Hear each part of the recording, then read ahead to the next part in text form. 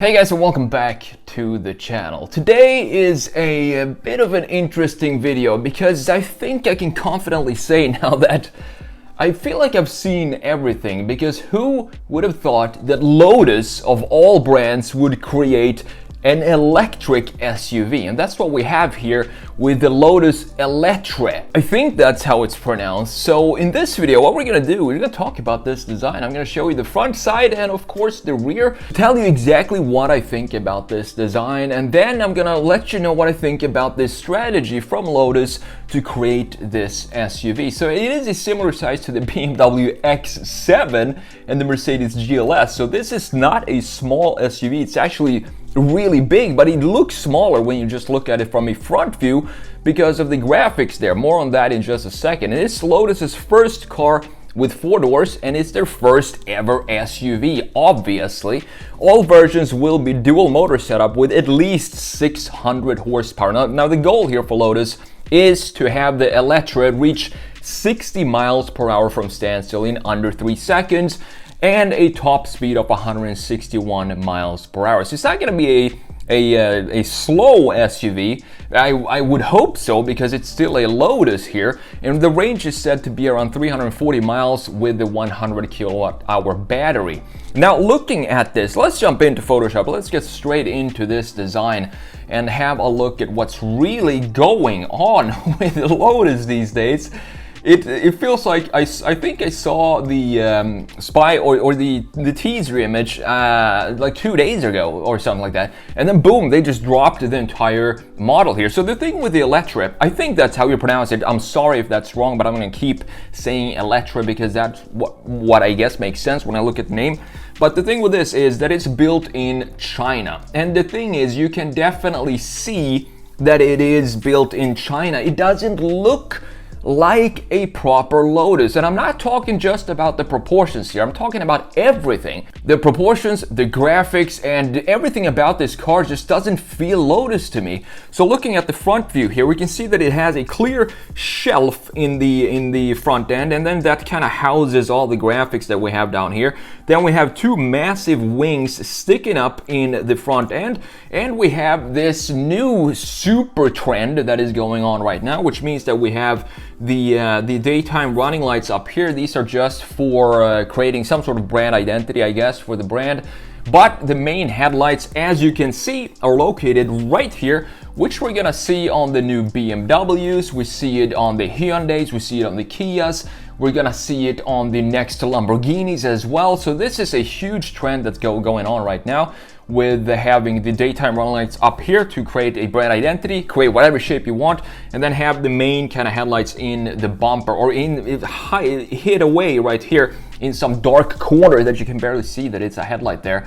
But other than that, I mean, looking at this, I want to compare it. Let's throw in the Emira right here. So what I think about the Eletre and the design, it doesn't have the same organic flow that we see in newer Lotuses. For example, the Emira right here. So have a look at how beautifully this flows with this intake right here, which is kind of a trademark now for Lotus to have this intake in the side end, in the side of the car. Specifically, of course, if it's a mid-engine car, you need the cooling there. You need to have some sort of air intake going here. And I think this is just a beautiful treatment of how to create that. Then we have the same kind of lines in the bottom. Comparing this, for example, to the Maserati MC20, this has a more emotional, organic, and fluid design than the Maserati MC20, which is weird because I feel now that in generally speaking, I think that British manufacturers, they are becoming more Italian in their design, while Italian designers are becoming more British, if that makes sense. Italian design has always, to me, been a lot of curvatures, organic feeling, fluid lines, very soft surfacing treatments, and lines that kind of fade into surfaces. And that's exactly what we have here. And that's kind of the opposite what we have in the MC20, which I've made a video on here on the channel, which you're going to check out what I thought about that car. And then in the front end, we have the same fluidness going on right here, soft treatments of the front end and the graphics as well, and we have this beautiful intake right next to the headlight there as well. And comparing these two, I feel like this feels like it's just a Chinese knockoff brand of an SUV. If you take away the Lotus brand here, the names on the SUV, it could be, I would assume this would be some sort of Chinese EV. It looks pretty cool. I mean, it doesn't have, it doesn't look ugly. Maybe it does in the front end. We're gonna talk more about the front end specifically in the next slide here. But just looking at this car, it feels like it could be any type of Chinese new startup, which we have a bunch of over in China that just come out with new EVs all the time. It doesn't have that Lotus brand in it, but I do like this treatment of the rear fender. This is a beautiful line right here. And this is sort of Lotus, what I'm talking about. You have a sharp line right here, very sharp line, and then it fades into this surface right here. Perfectly done. And then you have this hole here in the front end, right behind the wheel, that air comes out. I would assume it comes in right here and then flows out right there to create some airflow in the design. Now let's just pop in the Evija here as well. You can clearly see the resemblance between the Emira and the Evija right here. You have the same sort of intake style in this part right here, as you can see, and then you have a massive hole here that shoots out in the back, which I think is one of the coolest design features of any new car, and this is only available, possible thanks to the EV setup, because if you have an engine here, you're gonna take up too much space with these holes. You can't fit an engine there, but since you have an EV, you can sculpt and create holes, and this is what the Lotus philosophy is all about, is to carve out mass and surface and volume out of the car and create lightness in the design. That to me, I guess, is, and to most people, is what Lotus is known for. Then you have the same kind of philosophy in the front end here with these intakes, very beautifully done, and clearly the headlights are sitting in the, in my opinion, proper position of the front end compared to the headlights down here on the Eletre. So I don't know, it just feels weird for Lotus to bring out a SUV like this. I wanted to show you this as well, because this looks a lot. The first time I saw the Eletre, specifically in this yellow color here, I don't know if it's just me, but it just popped in like this. Is this a new electric Urus or Lamborghini or something like that? The design language in the front end is a lot more Lamborghini to me than it is Lotus. And just have a look at how similar these two are. We have this sharp end line of the front end, which we have right here on the Urus as well, as you can see. Then we have the graphics being housed by these lines right here. Same thing in the Lamborghini Urus. We have these wings sticking up at a certain angle right here in both sides, obviously. And same thing on the Lamborghini Urus again.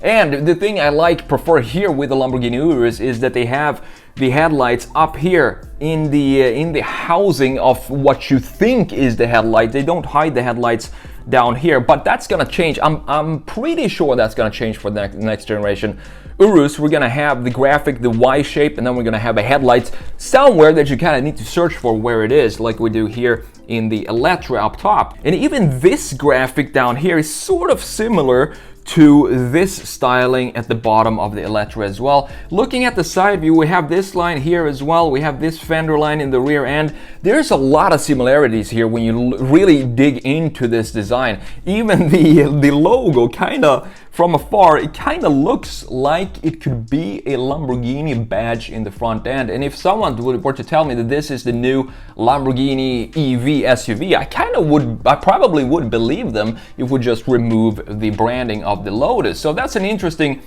comparison here between the two SUVs, and I think they're in the same size as well. But looking at the rear view, this is where it becomes interesting. I think this is definitely the best view for this specific car. I think it's a beautiful design with these holes here. You have the same kind of Evija treatment, so you have a hole sticking out here for the airflow. You also see that we have a hole up here in the front end for the airflow as well. And you can see that it more holes right here in the front end as well. But at the same time, it kind of feels like they just put those features in to at least have some sort of a connection to the original Lotus philosophy. I'm not sure how functional these things are, but they look cool, and I love the rear end, and I love this framing of the graphics and this very, very, very simple taillight design right here. And this changes color to show charging status and so on. When you're not driving, obviously. When you're driving, it's always going to be red, but when you're charging, it can change colors from green to blue to whatever, and has more function than just being a tail light, which I think is really cool. Then you have this unique treatment of a top spoiler or a wing up here that doesn't connect in the middle, so you have this part being cut out, and that's also to bring in some of the Lotus philosophy to less is more and take away to create less weight and so on. But you can also see this nice line here, super clean line that goes in here and creates this muscle in the rear end. That's probably my favorite line on the entire car here, looking really cool. And this is a view that I think looks more like a product from Europe than it does a product from China, looking at it from this view specifically. Now I want to show you the side view as well. Looking at the side view here, what I like about this is you can see here side view comparing it to the front. In the front it looks like a smaller SUV. It doesn't look that big, but looking at the side view you now get a feel for the dimensions here. And keep in mind that these wheels right here, these are 23-inch wheels, and they even look small on this car, and that's because of the dimensions of this car. But what I do like about this side view is the play with graphics to further reduce the visual weight that you have on the car. I also like that the door handles here are lit up with this LED strip. It looks kind of cool. But what I'm talking about when I talk about the graphics is, look at how they created the greenhouse up here. This is all black, and this reduces the weight, specifically if you have a other color than gray. And you also have the same treatment going around the wheels a little bit here, and then sticking up pretty far up here from the bottom. So the only mass that we can see when we have, for example, if this was yellow or something like that, the only mass that we see is this area right here. The rest kind of fades away in the background, and it creates a sleeker looking design. I kind of like the sloping rear end as well. I'm not a huge fan of, you know, these coupe SUVs, because they are they have a clear identity crisis of what they want to be. Do you want to be a sports coupe, or do you want to be an SUV? If you mix the both, they're both like in the very far end of the spectrum. You have SUVs, then you have sports cars. Mixing them just confuses me when I look at the design. But in this case, it looks sporty, but you can clearly still see that it's an SUV. So in that regards, I think Lotus did a great job creating this sporty design of the Lotus Eletre. But looking at the front end, this looks a little too messy for me. We have a large opening here, and then kind of a section that is cut away right there.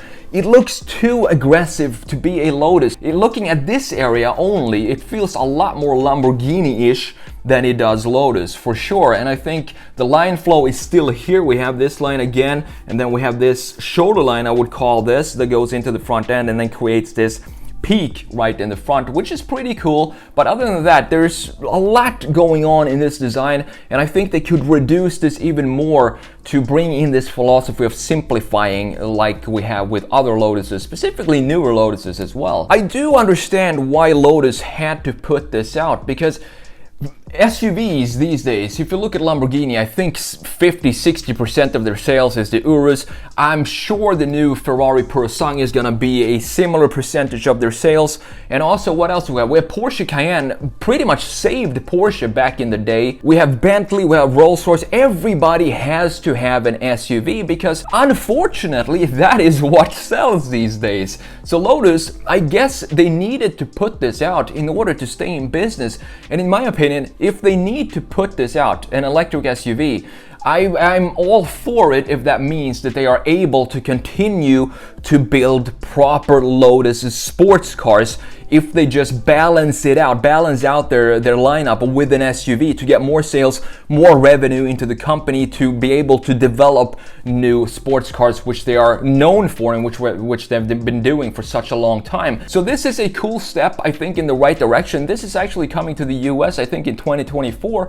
It's gonna be really interesting. I'm looking forward to see specifically the volume and the proportions of this thing, because it's not a small car, it's a huge SUV. There is There's no information yet about the pricing on this thing, but I think it's gonna be pretty expensive for what it is. It has a proper range, 340 miles, and then you have a 0 to 60 time in under 3 seconds, which is just nuts. I'm not sure if that's only gonna be for the base model, but anyway, it's not gonna be a slow car, and I'm looking forward to seeing this out on the streets, and I'm pretty sure this is going to sell a lot when it finally arrives here in the US.